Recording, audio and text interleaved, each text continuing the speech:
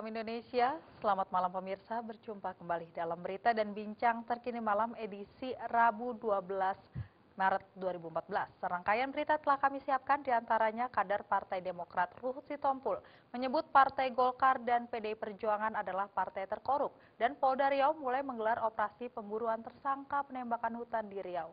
Sedia Windy berikut berita selengkapnya.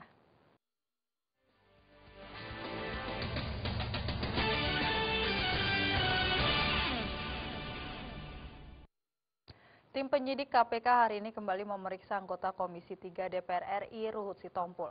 Politisi Partai Demokrat itu diperiksa sebagai saksi untuk tersangka penerima hadiah terkait pembangunan Sport Center Hambalang Anas Urbaningrum.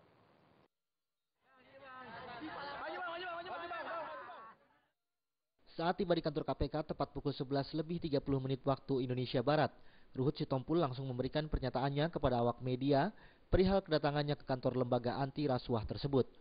Ruhut yang datang seorang diri mengungkapkan jika kedatangannya kali ini untuk menjalani pemeriksaan penyidik KPK sebagai saksi atas mantan Ketua Umum Partai Demokrat Anas Urbaningrum. Politisi Partai Demokrat itu berjanji akan mengungkapkan apa yang diketahuinya tentang aset suami Athiah Laila itu kepada penyidik KPK secara gamblang. Ruhut juga mengatakan dirinya akan mengungkapkan apa yang dia ketahui, termasuk semua ungkapan dan bukti-bukti yang dikatakan mantan Bendahara Umum Partai Demokrat Muhammad Nazarudin beberapa waktu lalu.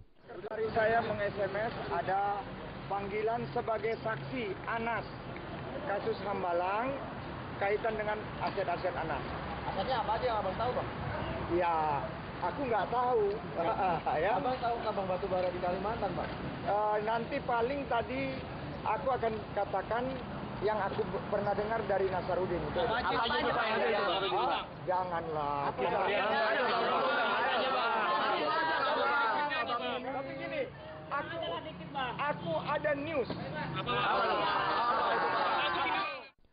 Pemanggilan ini adalah untuk kedua kali bagi Ruhut. Sebelumnya mantan tim sukses Anas itu juga sempat dipanggil dalam penyidikan kasus yang sama.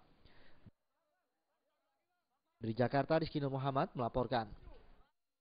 Politisi Partai Demokrat Ruhut Sitompul kembali melempar pernyataan pedas kepada Golkar bekas partainya. Ruhut menyebut partai yang diketuai oleh Abu Rizal Bakri itu merupakan partai terkorup. Tidak hanya Golkar, Ruhut juga menyebut bahwa Partai PDI Perjuangan berada di urutan kedua atas banyaknya kasus korupsi di tanah air.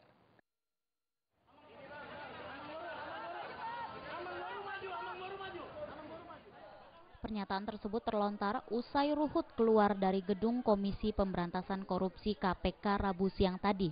Ruhut yang diperiksa sebagai saksi atas kasus yang menyeret mantan Ketua Umum Partai Demokrat Anas Urbaningrum ini langsung memberikan pernyataan terhadap awak media. Ruhut dengan lantangnya menyebutkan bahwa partainya Demokrat adalah partai yang bersih dari tindak kasus korupsi. Ruhut menilai Partai Golkar merupakan partai terkorup saat ini dan menurut data yang dilontarkan oleh Indonesia Corruption Watch atau ICW beberapa waktu yang lalu. Ruhut membandingkan atas kasus yang menimpa mantan politisi Partai Demokrat Andi Malarangang dan Ratu Atut Khosyah.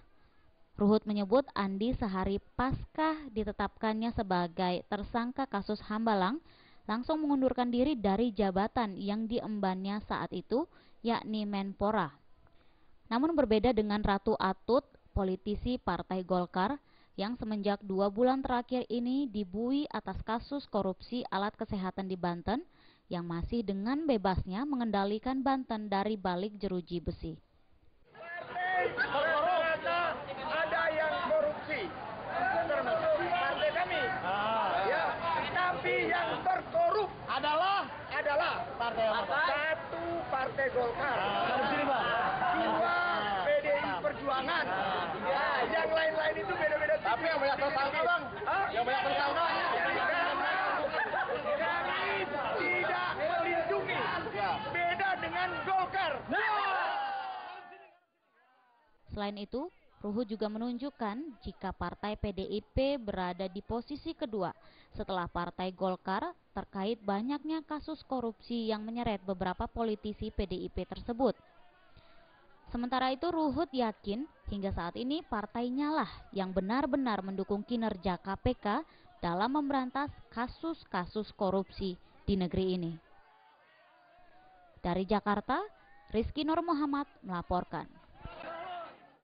Mantan Wakil Gubernur Sumatera Selatan Edi Yusuf hari ini menjalani sidang perdana terkait kasus dugaan korupsi dana bantuan sosial di pemerintahan Kabupaten Oku tahun 2008 di Pengadilan Tipikor Palembang.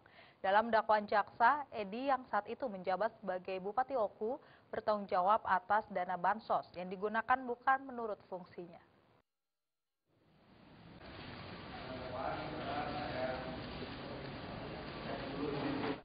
Pengadilan Tindak Pidana Korupsi Tipikor Palembang Rabu pagi menggelar sidang perdana untuk mantan Wakil Gubernur Sumatera Selatan Edi Yusuf terkait kasus dugaan korupsi dana bantuan sosial di pemerintah Kabupaten Oku tahun 2008. Dalam dakwaannya, jaksa menilai Edi adalah orang yang bertanggung jawab karena menandatangani 17 proposal penggunaan dana bansos yang bukan diajukan dari lembaga swadaya masyarakat atau organisasi masyarakat. Padahal Edi yang saat itu menjabat sebagai Bupati Oku mengetahui bahwa proposal itu tidak memenuhi syarat karena dibuat oleh orang-orang di lingkungan Pemkat Oku, yakni Sugeng Kepala Bagian Umum Perlengkapan Setda Oku. Sugeng telah divonis 4 tahun 6 bulan penjara oleh Majelis Hakim Pengadilan Tipikor Palembang terkait kasus yang sama. Akibat perbuatan terdakwa, negara dirugikan sebesar 3 miliar rupiah. Namun dakwaan jaksa dibantah Edi. Edi tidak mengetahui bila dana yang diajukan stafnya saat ini berasal dari dana bansos.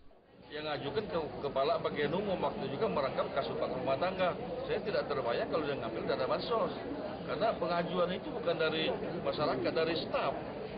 Saya pikir ada dana rutin. Bahkan sebelum saya mengajukan mundur diri itu saya tanya Kabag Keuangan, Saudara Hairul Amri, Kam, udah berapa yang keluar? Baru sekitar 28 lah Kang katanya. Jadi bulan 5 bulan 6 saya mundur itu status ada dana rutin masih sekitar 30%, tapi saya anggap normal benar kan. Jadi saya tahu yang kecolongan tikus angin seperti ini di luar duga saya. Sementara itu dalam kasus yang sama juga disidangkan Bupati Oku Julius Nawawi Julius. Julius yang saat itu didakwa dengan dakwaan sama dengan Edi Yusuf melakukan tindak pidana korupsi dana bansos Kabupaten Oku tahun 2008. Dari Palembang, Sumatera Selatan, Safety Feriansyah melaporkan. Polda Riau mulai menggelar operasi pemburuan tersangka pembakaran hutan di Riau. Informasi tersebut akan kami hadirkan sesaat lagi.